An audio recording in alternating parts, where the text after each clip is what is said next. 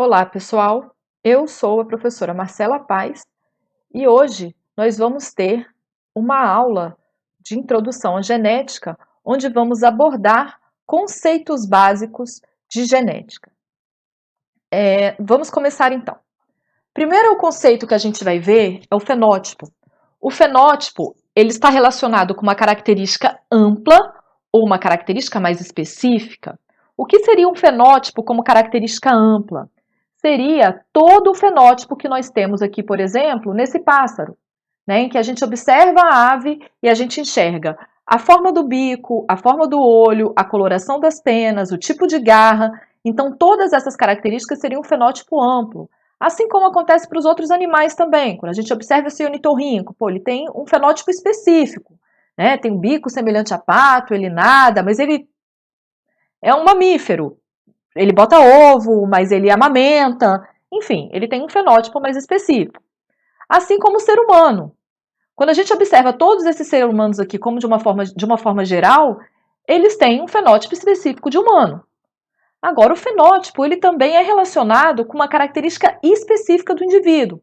Por exemplo, nessa imagem do pai com o filho, nós vemos um fenótipo chamado de albinismo. Eu estou falando de uma característica única, né, que é o albinismo ocasionado por um gene único. Ou temos o fenótipo da fibrodisplasia óssea progressiva, que está relacionado com o crescimento anômalo de ossos. É uma característica única, a fibrodisplasia óssea progressiva. Eu não estou falando da característica do indivíduo, assim como a acondroplasia, né, que é a redução de 50% do crescimento dos ossos longos. É uma característica, é um fenótipo acondroplásico, mas eu não estou falando de toda a característica novamente. Assim como nós temos para diabetes, pressão alta, que são fenótipos específicos. Um outro termo importante que a gente precisa considerar é o genótipo. O genótipo é a composição genética do indivíduo. Que composição é essa? É a composição de adenina, timina, citosina e guanina. Né? Como que está a sequência desses nucleotídeos dentro do nosso genoma? Nós temos trilhões deles ao longo do genoma e a sequência desses nucleotídeos é que determina o nosso fenótipo, tanto externo quanto fisiológico. Esses nucleotídeos, eles estão acondicionados dentro de cromossomos. Então, aqui a gente observa um cariótipo humano, com 23 pares de cromossomos homólogos, é um cariótipo masculino, porque tem cromossomos X e Y, e todas as bases que nós estamos vendo na figura da esquerda estão dentro desses 23 pares cromossômicos, né? Então, nosso genoma, ele está todo acondicionado dentro de cromossomos, que são esses bastões que nós enxergamos na figura da direita. O fenótipo, ele é determinado pela interação genótipo mais ambiente. Só que tem algumas condições, por exemplo, com as heranças monogênicas, que o fenótipo ele é determinado 100% pelo genótipo. Não tem influência do ambiente, né? O exemplo, novamente, que eu vou mostrar é do albinismo. Se a pessoa tem uma mutação no gene relacionado com a produção de melanina, ela vai ser albina, não importa o ambiente em que ela viva, não importa como ela se desenvolveu dentro do útero materno, ela vai ser albina. Agora, nós temos outras condições em que o fenótipo ele é composto por uma associação muito forte genótipo e ambiente, como, por exemplo, o câncer. Né? A pessoa, para desenvolver o câncer, ela tem que ter um genótipo favorável, seja porque herdou uma mutação, ou seja porque essa mutação aconteceu ao longo da sua vida, mas ela tem que ter associação com o ambiente também, com várias ações do ambiente. Então, a gente vive ouvindo fator de risco, né? Reduzir a obesidade, não fumar, não beber, que são fatores ambientais que, se associados com um genótipo específico, vão desenvolver o fenótipo do câncer. A depressão, hoje sabe-se que a depressão é uma característica multifatorial, né, que tem essa associação forte genótipo mais ambiente. Assim como a pressão alta, assim como a diabetes. Então, todas essas heranças em que a associação genótipo-ambiente é muito forte, é chamada de herança multifatorial. Então, nós, inclusive, temos vários genes associados e vários fatores ambientais associados para o desenvolvimento de uma característica. Um outro termo importante são os genes. Os genes é uma sequência de DNA capaz de codificar um RNA funcional. Então, novamente, vamos observar aqui, ó, nós temos as bases, que a união dessas bases nitrogenadas forma a molécula de DNA, e esse DNA ele é disposto dentro dos cromossomos. Só que o que seria um RNA funcional? Um RNA funcional pode ser um RNA mensageiro, pode ser um RNA transportador, um RNA ribossômico, um microRNA, enfim, qualquer RNA que a célula produza. Então, o gene é uma sequência de DNA que codifica um RNA funcional. Se esse RNA for um RNA mensageiro, ele vai conter a mensagem para a produção de uma proteína. Então, ele vai influenciar diretamente nas características do indivíduo. Então, todas as variações que nós temos hoje, ou vou colocar aqui 98%, 99% das variações do indivíduo, são ocasionadas por alteração no gene que codifica o RNA funcional. Seja porque alterou a sequência de nucleotídeos e a gente vai produzir uma proteína diferente, seja em regiões regulatórias que vão fazer com que o gene se expresse mais ou se expresse menos, e, consequentemente, a gente vai ter quantidades diferentes de proteínas no nosso corpo. Essas diferenças a gente vai ver ao longo das outras aulas. O nosso material genético, então, nosso DNA, ele está guardado dentro das nossas células em estruturas chamadas de cromossome, como eu já disse anteriormente. Como podemos observar aqui na figura, nós temos para o cariótipo humano, que é o conjunto cromossômico de um indivíduo, cada célula nossa tem um conjunto desse aqui. Então, o que a gente observa? Que nós temos 22 pares de cromossomos mais um par sexual. Então, eu tenho 22 pares de cromossomos comuns para homens e mulheres e um par de cromossomo sexual. Observamos que esses cromossomos eles estão aos pares. Ganhamos um membro da mãe e o outro membro do par do pai. Para ser um cromossomo homólogo, esse cromossomo tem que ter o mesmo tamanho, a mesma posição do centrômero, que é essa constrição que nós temos aqui, e o mesmo padrão de bandas, que são essas manchas claras e escuras representadas na figura. Esses são cromossomos homólogos. Então, por exemplo, o cromossomo 1, nós recebemos um membro do par da mãe e o outro membro do par do pai. Assim, para todos os outros cromossomos. Então, a gente repara que todos os pares de homólogo, eles têm o mesmo tamanho, eles vão ter a mesma forma e o mesmo padrão de bandeamento. E o que seriam os cromossomos autossômicos? Os cromossomos autossômicos são aqueles que são comuns para homens e mulheres. Então, na espécie humana, nós temos 22 pares de cromossomos autossômicos.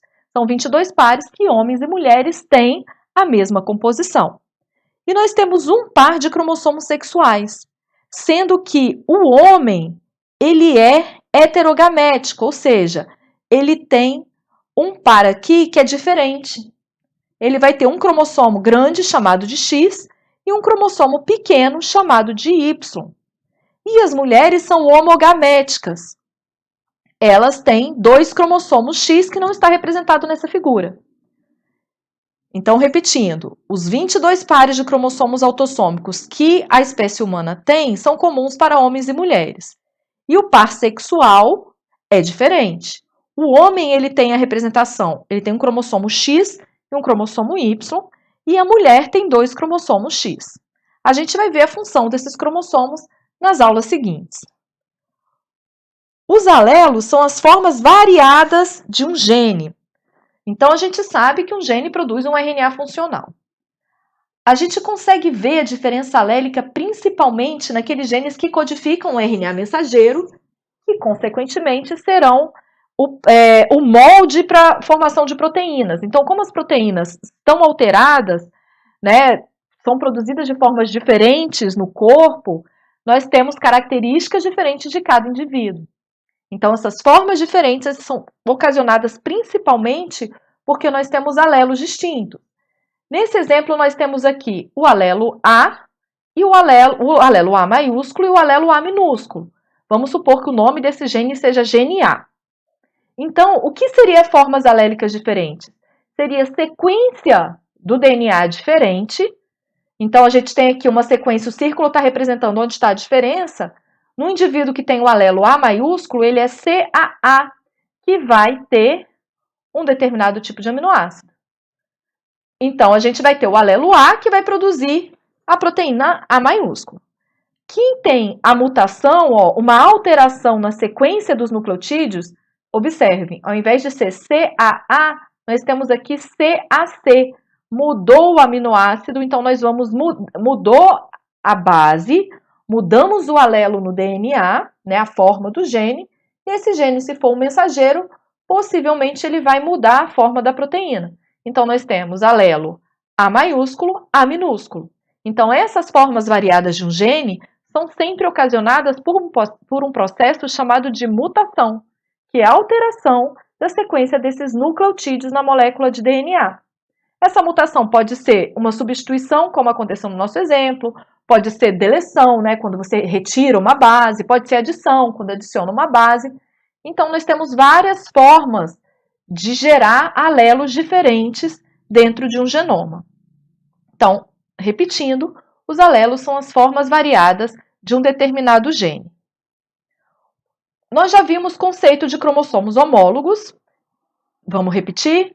Que são cromossomos que têm o mesmo tamanho, a mesma posição do centrômero, que dá, consequentemente, a mesma forma, e o mesmo padrão de bandeamento.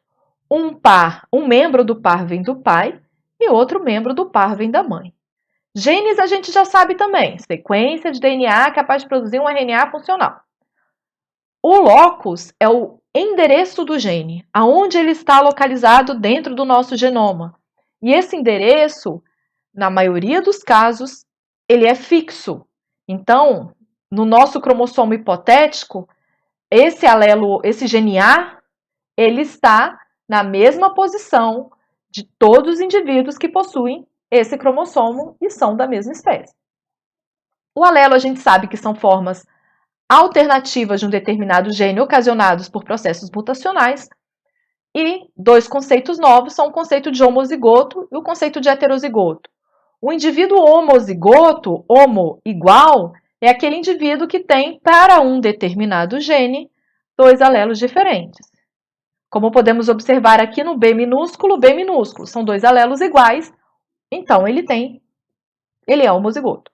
O indivíduo, por exemplo, A maiúsculo, A minúsculo, o gene A, que tem os alelos A maiúsculo e A minúsculo, vocês estão vendo que tem duas formas gênicas diferentes? Eu vou chamá-lo de heterozigoto. Então, vamos exercitar. Para o gene A é homozigoto ou heterozigoto? Ele é heterozigoto porque ele tem dois alelos diferentes, um A maiúsculo e um A minúsculo. Quando a gente repete a letra, quer dizer que são iguais, tá? Quando a gente repete o tamanho da letra, se é maiúsculo ou se é minúsculo, quer dizer que os alelos são iguais. Para esse indivíduo, o alelo B dele, o gene B dele tem dois alelos iguais, B minúsculo, B minúsculo. Então, para esse gene, ele é homozigoto. Para o gene E, por exemplo, ele tem o alelo E maiúsculo e o alelo E minúsculo. Então, ele é heterozigoto. A mesma coisa valendo para esse cromossomo aqui. Então, para determinados genes, nós somos homozigotos e para determinados genes, nós somos heterozigotos. E só que esses genes, eles são transmitidos para a prole, através das gerações, pelos processos de meiose e fecundação. Meiose é o processo de formação de gametas. Então, aqui nós temos uma célula que a função dela é gerar gametas. Vocês estão vendo que ela é heterozigota para o gene A, tem um A maiúsculo e um A minúsculo. Ao final do processo de gerar gametas, se for fêmea, né, se for mulher, vai gerar óvulos, e se for homem, vai gerar espermatozoides, pode gerar tanto gameta com alelo A maiúsculo, quanto gameta com alelo A minúsculo. Marcela, por que formou dois diferentes? Formou dois diferentes porque as suas células são formadas por esses dois alelos A's diferentes. Todas as células do corpo são formadas dessa forma. Então, esse indivíduo pode passar tanto o alelo A maiúsculo quanto o alelo A minúsculo. Então, a partir do momento que a célula sofre meiose e a gente tem a formação de gametas, seja o ovócito na mulher ou seja o espermatozoide no homem, e ocorre a fecundação, nós temos a mistura dos alelos dos genitores. Por exemplo, essa figura, essa imagem, ela representa um heredograma, que é a representação familiar de indivíduos. O quadrado representa o sexo masculino e o círculo o sexo feminino. O que observamos aqui? Que esse homem, né, que esse indivíduo de sexo masculino, ele é homozigoto para o alelo A, para o gene A. Então, ele tem um alelo azão. Essa mulher é homozigota para o gene A, mas ela tem um alelo diferente do homem, A minúsculo. Esse homem aqui vai produzir gametas somente com alelo A maiúsculo, porque ele só tem um A maiúsculo. E essa mulher só vai produzir gametas com o alelo A minúsculo. Por quê? Porque ela só tem ele. Então, vai produzir gametas com o que ela tem. Quando ocorre a fecundação, gerou um homem aqui com alelo A maiúsculo e um alelo A minúsculo.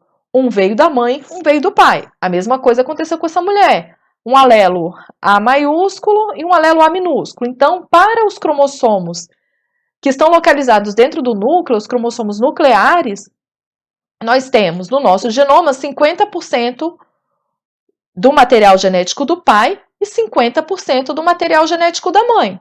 Então, os nossos genes são passados ao longo das gerações. Para que isso aconteça, a gente tem que ter a formação de gametas e a fecundação para que os indivíduos sejam gerados. Podemos observar bem essa característica quando a gente olha para as famílias, né? Então, o filho sempre vai ter características do pai e características da mãe, para todas as famílias. Na medida em que as gerações vão passando, a gente vai distanciando cada vez mais as características dos nossos avós, dos nossos bisavós, porque os genes eles vão se misturando mais. Mas dos nossos pais, nós temos 50% do material genético paterno e 50% do material genético materno. Lembrando que isso são DNAs nucleares, não é válido para o DNA mitocondrial, que é um assunto de uma outra aula. E, por fim, nós temos aqui 3 conceitos importantes, que são os alelos dominantes, alelos recessivos e os codominantes. Os alelos dominantes, eles são aqueles alelos que precisam de apenas uma cópia ou um alelo para manifestar a característica. Ou seja, se o indivíduo for heterozigoto ou homozigoto, ele, para um determinado alelo, que eu chamei aqui de alelo F, por exemplo, ele vai ter a fibrodisplasia óssea progressiva se ele tiver a mutação. Então, temos um gene. Esse gene codifica uma determinada proteína. Quando ele sofre mutação, o indivíduo que carrega um alelo mutado e um alelo normal vai desenvolver a característica. O indivíduo que tem 2 alelos mutados também vai desenvolver a característica, por isso ele é chamado de dominante. E o que são alelos recessivos? São aqueles alelos que, para manifestar a característica, ele tem que ter 2 alelos iguais. Por exemplo, no albinismo. O albinismo é uma característica recessiva. Recessiva por quê? Porque para o indivíduo manifestar o albinismo, ele tem que ter 2 alelos mutantes para poder manifestar. E, por fim, o último conceito importante da aula é a codominância, em que a gente tem uma interação entre os 2 alelos. Né? Então, por exemplo, temos um boi branco com um boi preto. A geração F1, que é a geração seguinte, né, a geração dos filhos, dos filhotes, vão ser heterozigotas. Vão ter o gene para o alelo branco e o gene para o alelo preto. Só que esse gene se comporta como codominante. Então, os indivíduos vão ter, para essa característica, uma mistura da coloração branca com uma coloração preta. Por isso é chamado de codominante. Nas próximas aulas, então, nós vamos entender como que a gente utiliza esses termos para compreender melhor os aspectos genéticos de transmissão das características hereditárias. Até a próxima aula, pessoal!